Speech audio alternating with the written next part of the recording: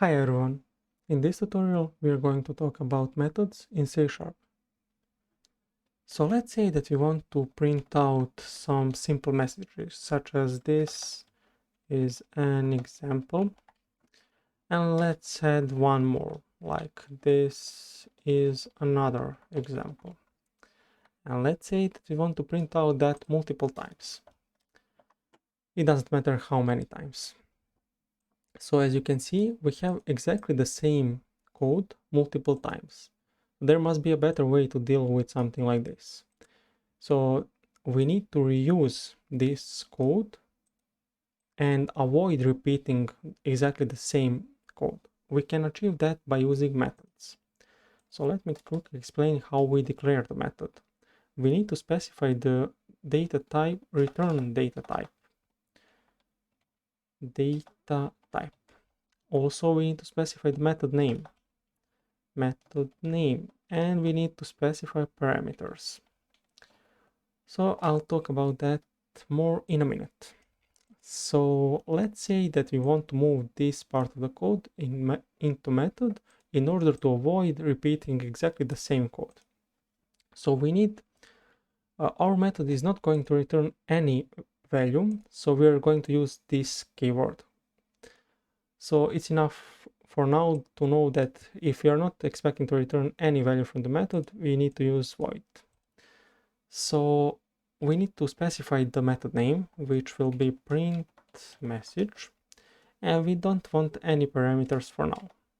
And let's quickly copy this part of the code.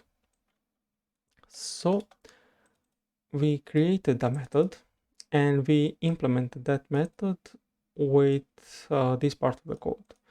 So we're not expecting any data type as a result, so we don't have any return values.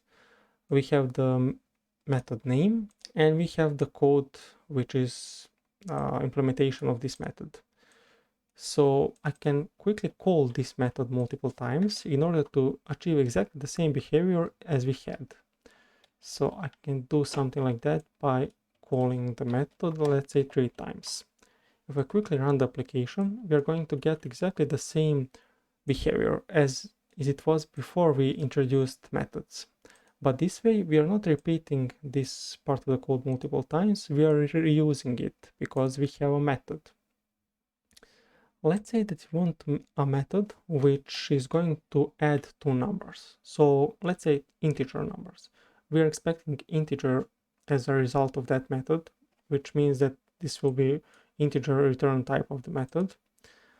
We need a method name, which will be add 2 numbers, for example. And we need to specify, in this case, parameters. We want 2 integers, so number a and number b. And we want to return number a plus number b. So how it's going to work? We have integer return type, we have method name, we have one integer parameter, we have another one, and we are adding those 2 numbers and returning the result. So we need to store the result of this method into some another variable called, for example, integer result is equal, and we need to call this method by saying add 2 numbers, and we can pass 2 integers such as 10 and 15, for example. So we are expecting to see 25 as a result. If I quickly run the application, we're going to see that we actually got 25 as a result, which is something that we were expecting to see. So that would be another example. Let's say that we want to print out some kind of message. Print text. And we want parameter string text. So we can say print whatever we get through this parameter.